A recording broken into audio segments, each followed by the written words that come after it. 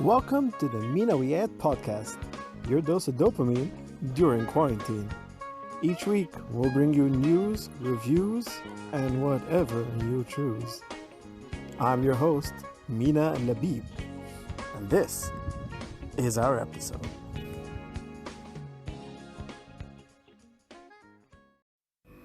Welcome back to the MINAWYAT Podcast.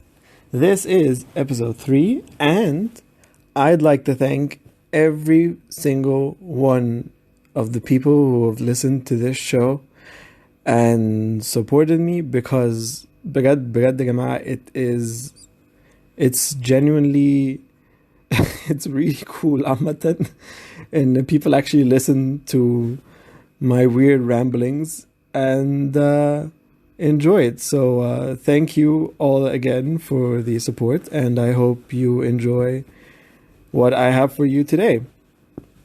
And I said I, not we, because today is our very first solo episode. So you just have me. So obviously this episode is going to be a little different. It'll basically just be me talking about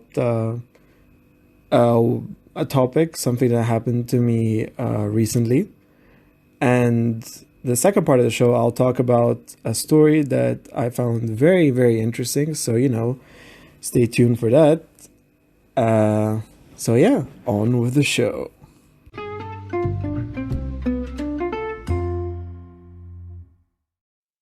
So on our normal MINAWYAT episodes, we have a lovely guest and we learn a lot of fun stuff about them.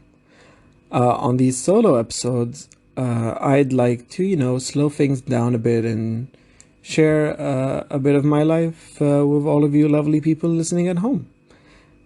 That being said, I'd like to talk to you about one of the best things that I think happened ever since this whole Corona thing started. So, as I said last episode, I've been staying here for Sukhna for just over a month now, and what I didn't mention is that, احنا قاعدين في الشاليه بتاعنا, me and my mom, and الشاليه اللي جنبنا على طول is my aunt and her family. So it's been really nice, have company over and people to interact with every once in a while. بس lately عشان submissions وكده فمش بلحق اقعد كتير. But I do make sure إن كل يوم الساعة 8 لازم أبقى قاعد معهم. For one reason, because one of the traditions that this whole Corona thing started is that في عيلة خالتي, what they do is that they have a talk every day. So every day someone brings up a topic that they would like to talk about. Like they prepare it, مش عارف ايه, at 8 they present it to us. So previous topics have covered how to be self-aware, how to find inner peace, anger, love, are white lies okay? So they're generally stuff like that, On my previous talks, I've talked about is it okay for religious entities to close during the virus? And I compared to our situation here in Egypt with the US, where some churches didn't close. So I kind of use it as more of an open forum to, to discuss this with my family. I also talked about gender norms and how they affect children and how they affect people in relationships and in the workplace and stuff. And that was eye-opening. As you can expect. And one other thing that I really like about these talks is that you have people of all ages. So you have me, I'm 23. My cousins are 14 and 18. And my aunt and Gozha are, in their 40s and 50s. So, 2 days ago, I went down there على الساعة 7, and they told me, so Mina, talk عن ايه بقى النهاردة? And then I realized that اتسحلت في ال submissions and I did not prepare anything for my talk. So I panicked for like 5 minutes, and then I said I should talk about something that is already on my mind, something that I care about, and I know that would be, not controversial, but like worth a discussion. So I wanted to talk to them, and by proxy, right now I'm talking to you, listeners, about one of the things that I live with that I don't usually share, because maybe I've compartmentalized it, maybe I honestly don't see it's a big deal, but I live with this contradiction. And I should preface this conversation by saying that I am Christian. I know most of my viewers are Muslim, but for this conversation, I don't think there will be much of a difference here in viewpoint, but I will, reference the Bible here and there, because, that's what my family used to answer me on my topic. So I talked to them about evolution. And it's not that I believe evolution as fact, because obviously it is a theory. And, by nature, nothing in science is actually ever confirmed. And science, evolves and changes, and who knows, maybe in a few years this whole thing will be bogus, but I believe in it because I think that most evidence leads to it. So that doesn't mean that I don't believe in the Bible, or that kafir or whatever. So that's the topic that I brought up, and I believe in both, and I don't see an issue in that. The church keeps telling me it's an issue. I don't see an issue because I still believe in the church. So I didn't want to talk about evolution itself. Like, I didn't want to get into these are genes, this is what happens, natural selection, Darwin said this. So I started the talk by showing them a video of Stormy, bint Kylie Jenner. If you haven't seen it, go see it. It's everywhere. But that وهي قاعدة, and it's the whole challenge thing with the kids, and don't eat this until I get back, and she sings patience to herself. It's so cute. It had nothing to do with the thing. I just wanted to lighten the mood before I open a topic like this. And I told them I'm gonna start talking about Darwin, but not Charles Darwin, Emma Darwin, who was his wife, and both of them came from very religious and very Christian families, and they were betrothed. And before Charles went to the Galapagos for 5 years, and built up all his ideas about evolution, natural selection, and the origin of species. And so when he came back, he was scared to tell her about everything that he learned, because she thought that she wanted nothing to do with him, and break up with him. So he held on to the information for a while, but at some point he couldn't, and he told her, and she told him, I don't agree with you, and I think it's wrong, and I think it's against the Bible and all, but I love you, and you're the same man that I intended to marry, and you're cool. I like you. Cool, cool, cool, cool, cool, cool. Later on, she wrote him this letter, which I think is just lovely, and apparently they shared a lot of letters to each other, because Charles was always on expeditions and stuff, and they're all amazing. But this one in particular. I thank you for my heart, for your openness with me, and I should dread the feeling that you are concealing your opinions from me, from the fear of giving me pain, my own dear Charlie. We now do belong to each other, and I cannot help but be open with you.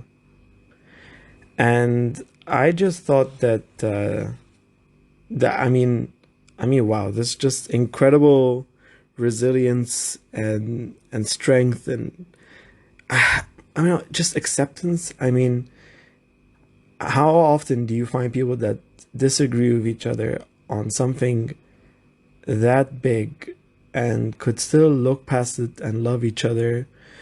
And I just found that I thought that was amazing. So I read in this article that shared the letter between them. Although they were never able to see eye to eye on the question of religion and God, they were able to reach with their hands across the gulf. In the end, each of them accepted, and it seems truly understood what the other believed. If it is a sign of intelligence to be able to hold two opposing thoughts or opinions in your head, then it is a mark of a successful marriage to be able to truly see the other person's point of view. And this is also the mark of a successful society. Now, I said this so I can make it very clear that was the point I was talking about, and I was not discussing or debating evolution. And I think, surprisingly, most of my family received it very well. It's key to note here that my mom was absent from this talk, and she was filled in later this morning. But the rest of the family, it was like different degrees of agreeing with me.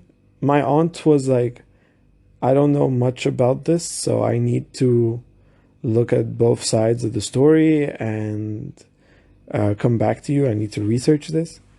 Goz Khalti can basically بيقول in it's fine to disagree. Oh, it's fine to believe in science, because science and evolution, natural selection is very important to modern science, and we sort of need these people right now to find out what's wrong with this virus. And so you can't discredit science. On the other hand, you can't discredit the Bible. That was his point of view. And my cousins, 14 and 18-year-old, they basically agreed, but they did debate evolution a bit. Because I think still the point of contention is some people agree, but still think that we were different, we were special, because of Adam and Eve, and that's the part that still is iffy. But my whole point is that I don't think that is a major contradiction, or one that I need to think of that much. I mean, At the end of the day, if you believe in religion, religion is faith-based. So faith means that you believe something without evidence, and that's all you need. I don't need someone to explain to me how miracles happen. They're miracles. However, my mom didn't agree. And she basically gave me a long-ass Bible study this morning.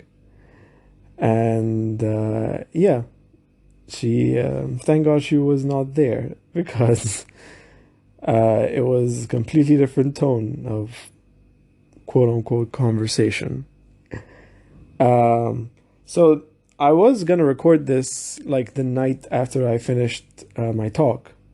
But thank God I didn't, because after that, my aunt had to do talk the next day. And for the very first time, there was a talk that was a rebuttal to another talk. And she basically spent all day researching, like, what does the church say about evolution? What do atheists say? What do scientists say? What are other theories? And my issue with that was, well, it wasn't that I didn't believe what the people were saying. It's that I didn't disagree with the things that they disagreed with. Because atheists will say that there was no God, or that God isn't one who created the universe. But that's the part I agree with. That means I don't disagree with the Bible. I don't disagree with science. And that was the whole point of my talk, but clearly it was missed. So that was an interesting thing that happened to me recently. Honestly, I think these talks are amazing, and I hope that they continue after all of this is over, hopefully. Because, it's not often that you get to have an open forum with family and talk about the things that are always on your mind. And it's always fun to know what the people closest to you think about certain issues. I mean, obviously this was like a big example, and it was pretty specific, but I mean, like, it's really cool to see how they deal with anger differently than you. We did one talk about love languages, and that was interesting, seeing how they think about relationships and love and dating and all that.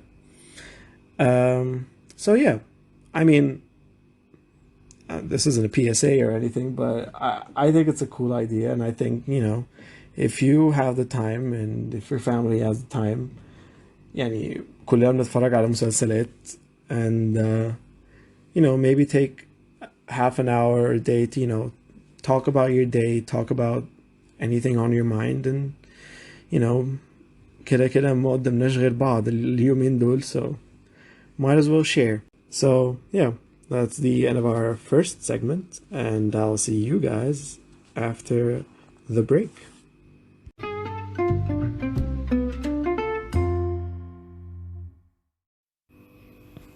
So, the second part of our show, I'd like to talk about something that I saw recently, and it's one of those things that once you hear it, it just, you gotta know more. So I went into deep research mode about this topic. It's a very interesting story, in my opinion, about football, politics, controversy, all that stuff. And, underdogs and unlikely friendships. This is the very, very weird story about how North Korea and Middlesbrough became unlikely football friends. Now, the story begins at the 1966 World Cup. Okay, the tournament was hosted by England, and England won it, which made the players that won the cup household names.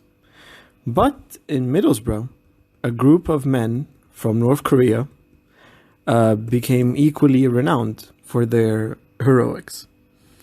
So, to give this story a bit of context here, our story should actually begin with their controversial qualification. Because for the 1966 World Cup, FIFA allocated only one qualification place for Africa, Asia, and Oceania, which is obviously insane, so Africa boycotted the tournament. South Korea withdrew due to logistics, they say. However, if you want to be more cynical, they probably withdrew out of fear of losing to North Korea. Okay, so that means that there was only one spot and only two countries left to fight for it: North Korea and Australia. They played a two-legged playoff in Cambodia, and North Korea won 9-2. So, I mean, that's insane to start off.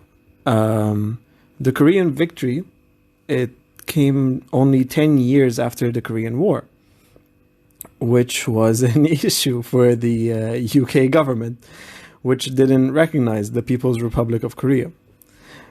And the Foreign Office were actually exploring options to prevent the Koreans from participating in the World Cup. So there was a problem for them because for the longest time, football and international diplomacy, were very separate. But now it was sort of unavoidable. And they couldn't get them, not to participate in the tournament. But, they took a few jabs at them. They referred to the DPRK as North Korea. And they excluded their flag from all World Cup advertising and merchandise. Which obviously, if that happened now, that'll be insane. They were drawn into a group with Italy, the USSR, and Chile. And they were set to play all their games in Middlesbrough. Also, I find it very, very interesting that at one point in Middlesbrough, there were thousands of fans and players from the USSR, North Korea, and Chile, which was on its path at that time to become a democratic socialist nation. It's just a neat coincidence. The stadium attracted the lowest attendance in the tournament because people weren't really interested at all in the North Koreans. But they were very curious. And local kids would go and watch them train. And the press chronicled their stay in the city, because they were exotic. The mayor of Middlesbrough started the whole thing by declaring support for them because, you guys wear the same colors as Middlesbrough, so, we're gonna support you. It was simple as that. And they lost their first game to the USSR 3-0, and they were basically bullied the whole game. And, it looked very bleak for them. They probably weren't even going to record a single point in the tournament, let alone win a game. And in the second game, they fell behind 1-0 against Chile. But in the 90th minute, the Koreans equalized and the stadium erupted. And that's not me exaggerating at all. Hold on a second. Let me find you this quote. It was a quote from a local paper, the Evening Gazette. This is what they published at the time. When the equalizer came, some electric strip lighting in the press refreshment room up in the stand at Ireson Park was brought down by the stamping of the crowd that has well and truly adopted the Asians. The Koreans, obviously heightened by the fact that they were cheered every time they touched the ball, just attacked with tremendous enthusiasm. So, yeah. at this point, yani, basically all of Middlesbrough became North Korean supporters. And that leads us on to the last game of the group, where they had to face Italy. And Italy, of course, were favorites at the time. But, that didn't stop the Middlesbrough crowd from drowning out the sound of 3,000 Italian supporters. And when the game began... Oh, also, to preface this was in the day before substitutes were a thing at the World Cup. So Italy went down to 10 men with an injury, and the North Koreans took advantage of that. Before halftime, Pak Do-ik gave them a 1-0 lead, and they held on to it for the rest of the game. So basically they pulled an Italy on Italy. And at the final whistle, of course, the stadium blew up. BBC commentators said the stadium has never had support like this for years and years. And so obviously North Korea qualified. So, the underdog's journey continues. The North Koreans at that time, they said that our success is due to the support given to us by the citizens of Middlesbrough, and of course because our players fought for the fatherland. So they qualified, yay, to the quarterfinals of the World Cup, and 3,000 Borough fans followed them up to Liverpool to watch them take on Portugal.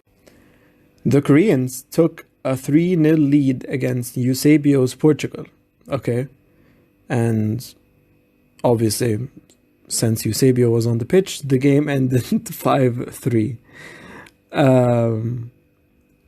So they were out, and, kind of expected, really. But the connection between the two cities, between Middlesbrough and Pyongyang, was in hiatus, basically, until the early 21st century. Because in 2001, the North Korean government allowed a Borough fan to film a documentary recounting the events of 1966 and the special relationship between Borough and Pyongyang. They even granted him interview access to former players in North Korea, which, nobody ever films in North Korea, so big deal. The current mayor of Middlesbrough recently said that the story of the North Korean heroics in the 1966 World Cup is the stuff of legends, and it's still talked about in Middlesbrough to this day. In 2002, the 1966 North Korean team went back to Middlesbrough and received the hero's welcome from the town. And this is the big part. The North Korean flag was raised above the Middlesbrough Town Hall. And they were brought onto the pitch before a game between Middlesbrough and Leeds. And they were met with a standing ovation.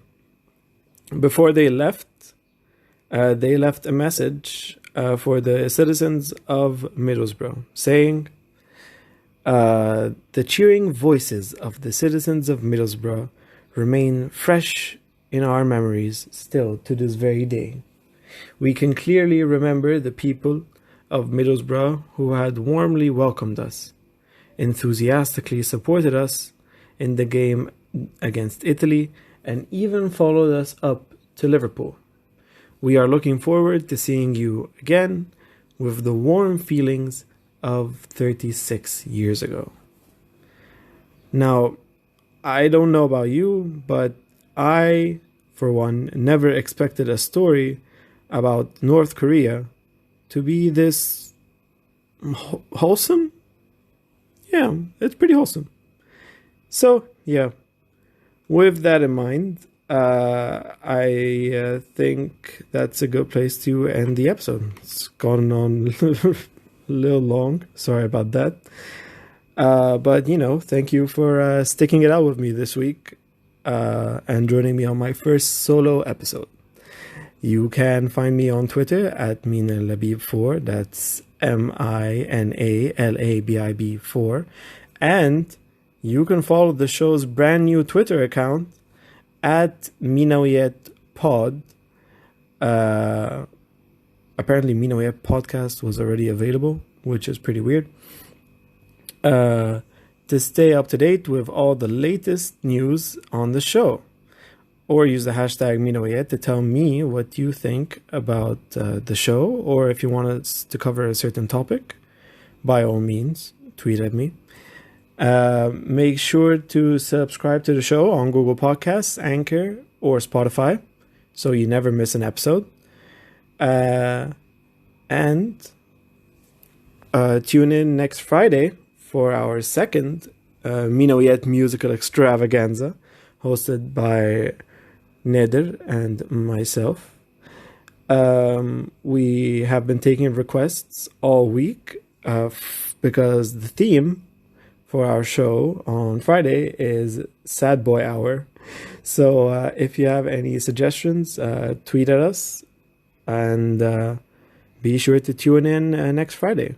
Now, before you go, this time I get to recommend a song, and I promised that in any other situation I would not have recommended a song this white.